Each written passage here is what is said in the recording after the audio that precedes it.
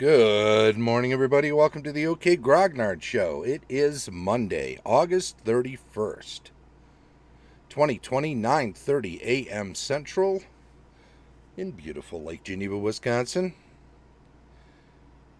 It's Monday, so it must be weekly news and announcements day. You know, this is actually going to be one of those weekly news and announcement days where I actually do a whole bunch of weekly news and announcements. Isn't that crazy? Actually living up to what it says on the tin. Where are we at here? Let's see. Yep. No. Let's do that. That's way over there. That's better. All right. Little light. Yeah. Oh, we're way off this morning, aren't we? Yeah. No, that's as good as it gets, I guess. Maybe that's more bright than it needs to be. Anyway, here we are. I did want to mention a few things today, including virtual Greyhawk Con. Obviously, that's kind of the big story. It's just over a month away. They're definitely going forward. I mean, they've got 151 people signed up to play and to run things and do stuff, and I know that for a fact because my badge number that I got this morning was 151. So there you go. I was skeptical about whether or not Wizards was going to let this happen. They used to be a little more stringent when it came to people using their IP for anything. But this is a fan convention. All the proceeds are going to, well, there's the deets right there, right? This Greyhawk fan content community event to celebrate the world of Greyhawk fantasy setting. All money collected, minus the charges for, collecting, the convenience fee or whatever else you want to call it, go to Jade's Children's Research Fund. Right? And let me open that up in another window for myself just to make it a little easier to see. St. Jude Children's Research Hospital. You know, it's so renowned, you'd think I would remember that name. There's a few things I've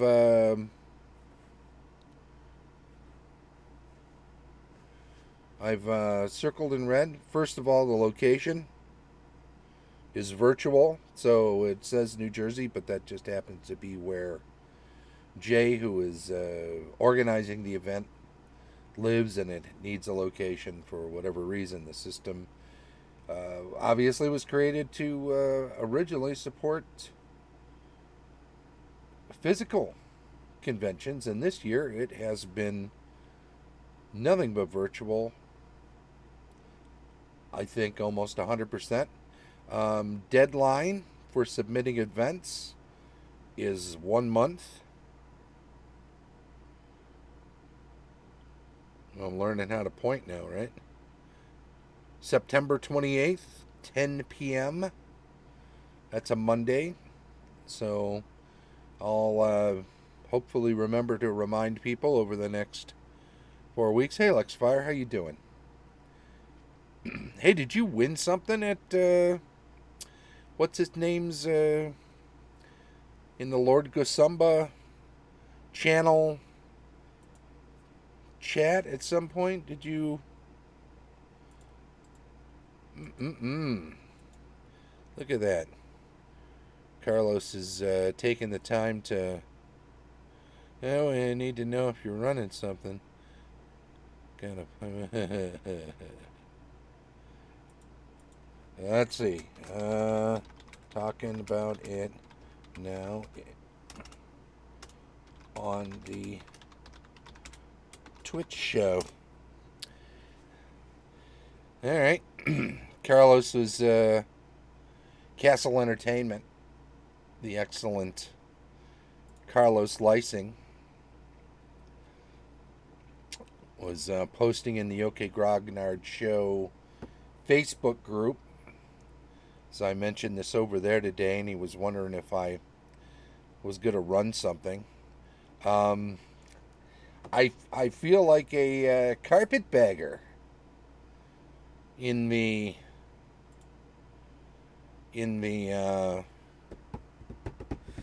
Greyhawk setting, because I've never run. I don't think even, when we all started playing, there were no settings, so we were creating our own in '74, and then when modules adventures began coming out, the other guy who mainly DM'd in our group had dibs on. He had dibs on Greyhawk. He had dibs on Judges Guild stuff. He took dibs on a few things, and I didn't care, because I just enjoyed creating my own homebrew of Grimwald. So what did I care if he took all the stuff that people had? But he was one of those guys who liked to grab all the published stuff and comb through it for inspiration and for ideas, and file off the serial numbers and strategically place these things. And even if we didn't play directly in the modules or adventures, which honestly I did, obviously, at early D&D tournaments at Gen Cons. So I've played in some Greyhawk stuff, but I don't think I've ever run some Greyhawk stuff. This is a Giant series, that counts as Greyhawk, right? Because I was working on something for that to run for some pals of mine. In fact, yeah, let me talk about that a little bit right here. Carlos is really expressive and detailed DM. Yeah, no doubt. God, yeah, watching that guy DM is like watching an artist paint a masterpiece every time. It's crazy. It's crazy what a great descriptive, expressive, narrative DM he is.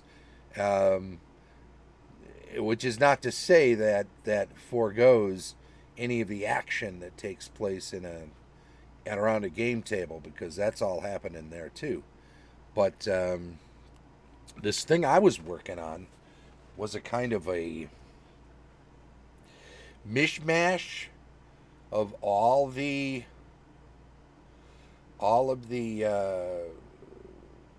giant, just the first one mainly, with little chunks of 2 and 3, but it kind of incorporates stuff from the originals and from the remakes and other stuff. So I was calling it insteading with the Hill Giants, because it takes advantage of the idea of a steading of a Hill Giant chief, but because it's different, it's insteading, pun included, and nothing makes for a good D&D scenario like a pun name to start us right off and let us know where we're at. Now, of course, it'll get incredibly deadly with people dying everywhere once we get into it, but that is not to say that it needs to be. Now the other thing was, when I was planning it, this was really right on right through the early part of the year, I've been working on this, collecting miniatures for it, working on a big old map, and it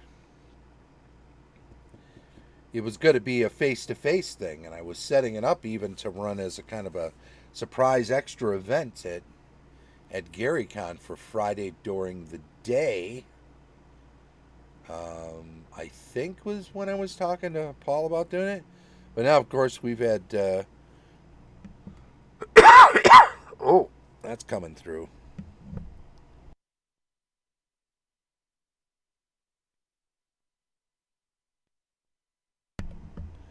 Sorry about that, man. My mute button on the mic not pressing easily this morning. Anywho, where are we at? Like a fine book. Yeah, Carlos DMing is like reading a fine book. Speaking of fine books, talking about make a quick announcement about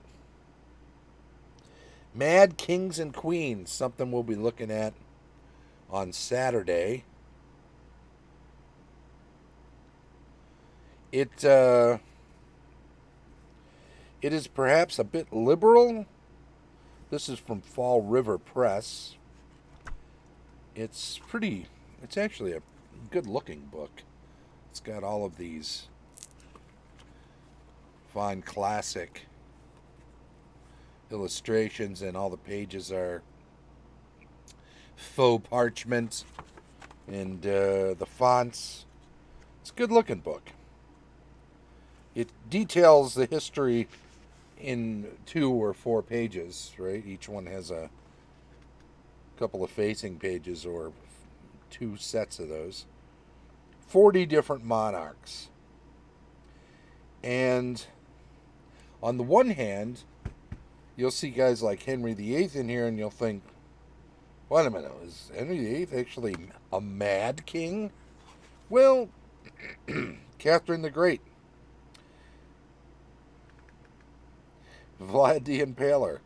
Okay, I think some of these you're just going to give them, but other ones, you question, 2007 by Fall River Press.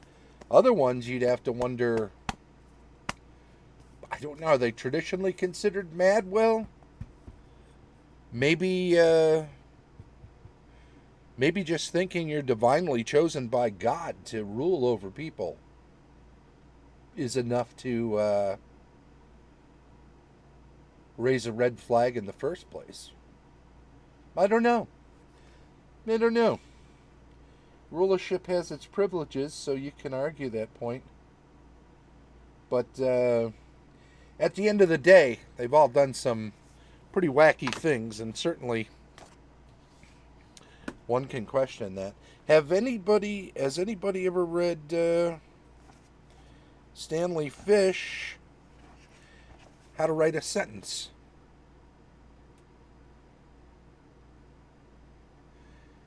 And How to Read One? Stanley Fish is a celebrated professor, teacher. He's written 14 books on a lot of it. A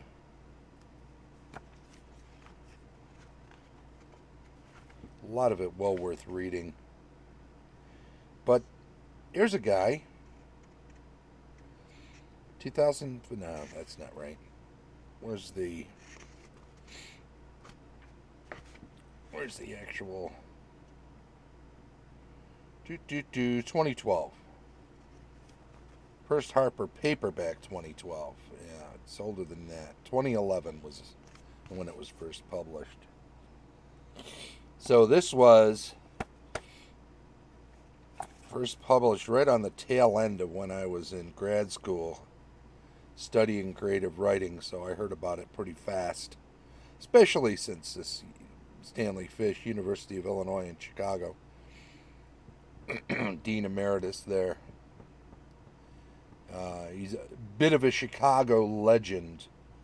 in writing circles, for good or for ill. Some folks, you can read up on him on Wikipedia and you'll get the good and the bad. But that is a love letter to the sentence, undoubtedly. And I'll tell you, if you're reading that, you can keep a search engine open, because every few pages I find myself wanting to refresh my memory on somebody he references, or some writing style, or some critiquing style.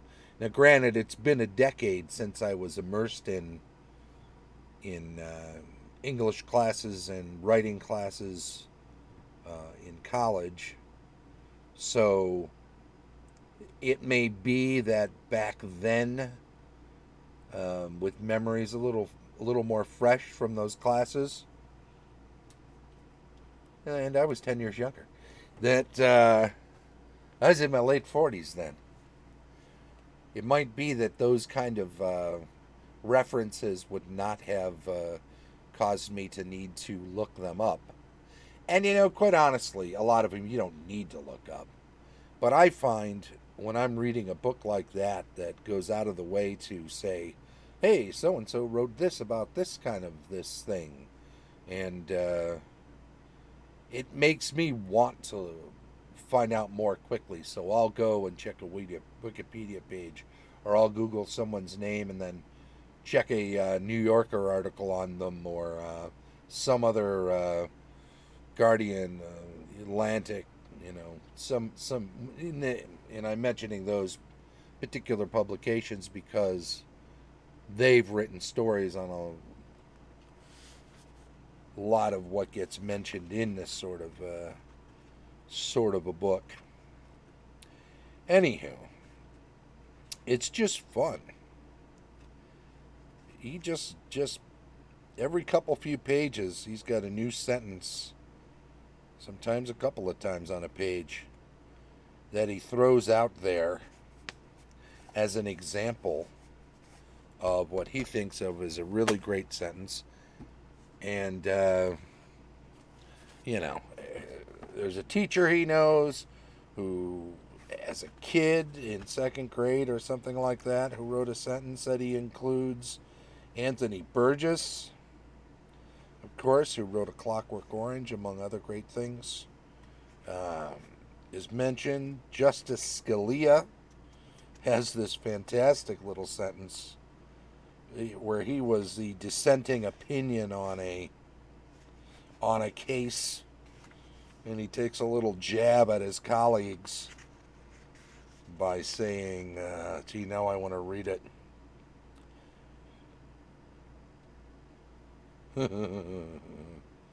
I won't go into the details of it. It's not a political diatribe in any case.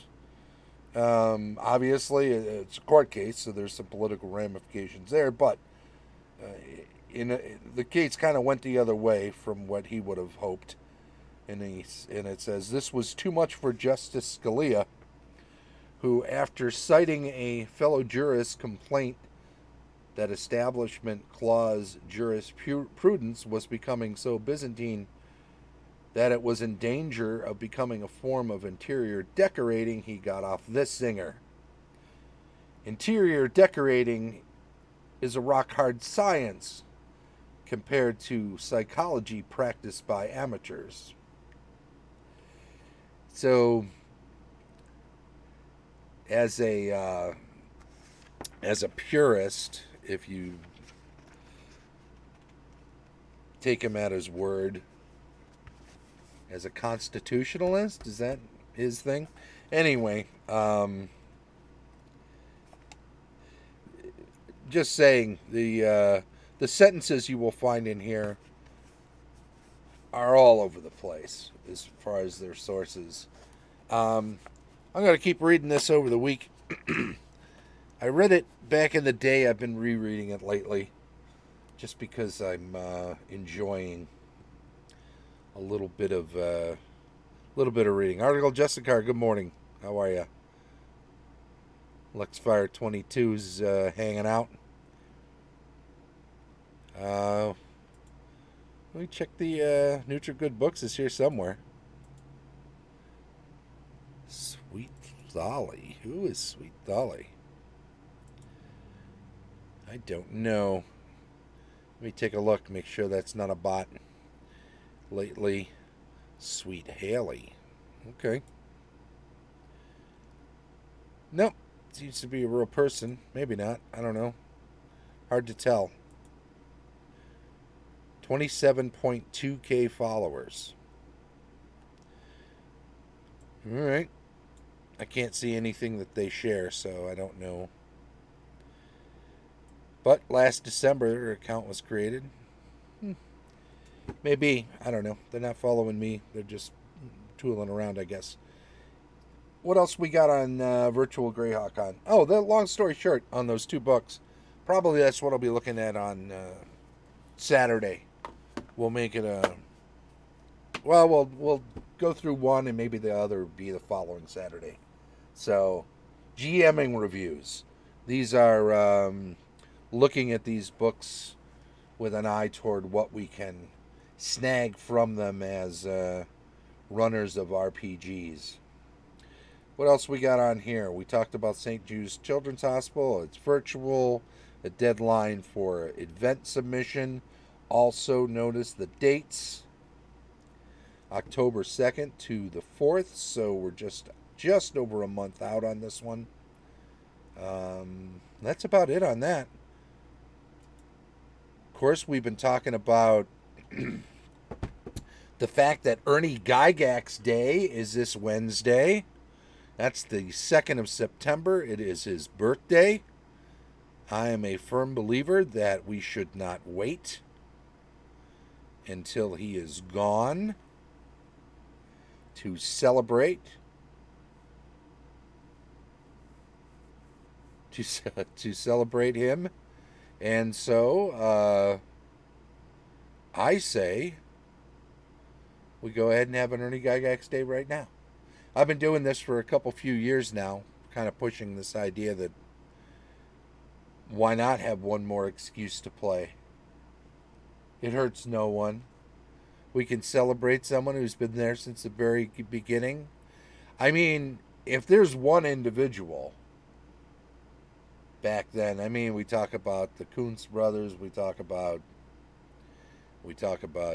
Mornard, we talk about any number of other people that were early playtesters. Luke, the daughters, Elise, of course. And I'm talking about very, very early. So, Elise. I'm not sure how old Luke is. He certainly was around, right? But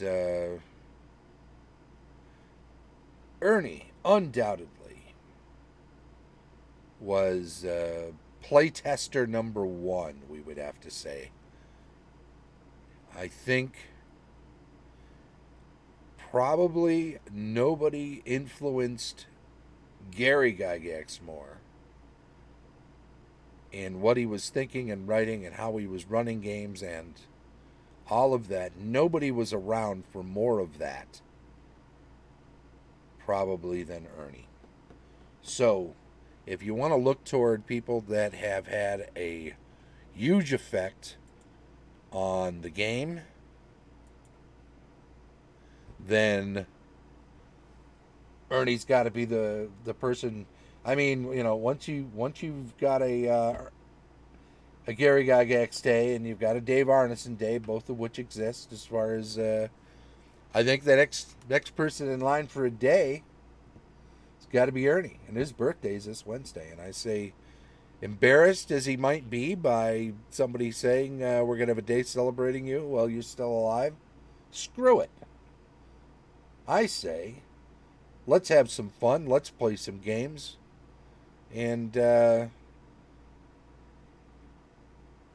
just the way it's going to have to be. So there. Anyway, Ernie Gygax Day. Extra Life. I wanted to talk about Extra Life for kids. John Gilbert.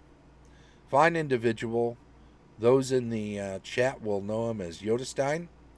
He ran put together a game for Extra Life for Kids last year in August at 330 Center Street.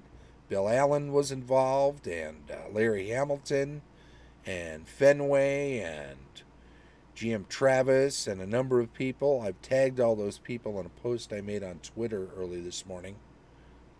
Ran a game there. They did like a 3 DMs, so they did like a 12-hour day. Wonderful people involved in it all around. They corralled Alex Gygax into playing, and Mikey Gygax came by and played in a game later on, kind of the tag team to place, because Alex had to work later and Mikey couldn't make it till later himself. So when Alex took off, Mikey came in. It was a lot of fun. It was a lot of fun. And they were going to try to do something similar again this year. I think it raised like $5,000 last year or something like that. But it was a lot of money. Maybe it was more. Maybe it was a little bit less. But let's pick that number because his goal for this year was $5,000. And man, I'll tell you, when you're doing Extra Life for Kids, the idea is that you're going to be running games and finding a way to fundraise through that medium. And this year, there's no physical game being run. So kind of tricky. Anyway, there's a link in the show notes. There will be on Facebook and here on Twitch once this is done and we put all the paperwork together for it. So give it a few minutes. But there'll be a link to that account. And if you can, then please do give, because Extra Life obviously going to be hurting this year. All charities like that have got to be seeing in a depressed economy, got to be seeing less money coming in. So, I fully get it. If you can't, everybody's on a shoestring this year, so don't feel embarrassed. Don't feel like you have to, but if you can, throw a few bucks their way. $10, $20, 25, 50, whatever you can do is going to be helpful. I think that's about it, right? We did Greyhawk Con. Of course, Gamehole Con still coming up, so don't forget about that. I did not make the announcement about the badge. And the badge from last week went to CSP Chris. So he's all set. I am not in any virtual Greyhawk games yet, but I will look at them when I go to sign up for stuff later today. Thank you for giving me the heads up on that. Great dear to celebrate the best people in the community. Absolutely. Absolutely. All right. So I think that covers all of those things. CSP Chris got the badge from last week. I've got some names in the list here. I think we're all set on that. So let's just go to the closing credits. I want to thank everybody for coming out today when you can. Get those virtual Gamehole Con event submissions together. Get them together soon. I'm working on mine too. Tomorrow, cartography and world building. Campaign discussion on Wednesday. GMing tips on Thursday. Building adventures on Friday. GM reviews on Saturday. And rules retrospective on Sunday. Then back around the horn to weekly news and announcements. If you're in the Twitch, then please do follow the channel and chime in during the live stream so we can get you on the list. That proves you're not a bot. So maybe you'll get something in the giveaway. If you are catching up with this on YouTube, then by all means, subscribe to the channel, give us the thumbs up, and make a comment if you got some sort of constructive criticism you'd like to share. It's always helpful. We appreciate it. I want to say to everybody, thank you very much. Come see us again tomorrow, 9:30 a.m., every day at 9:30 a.m. from beautiful Lake Geneva, Wisconsin. Bye-bye.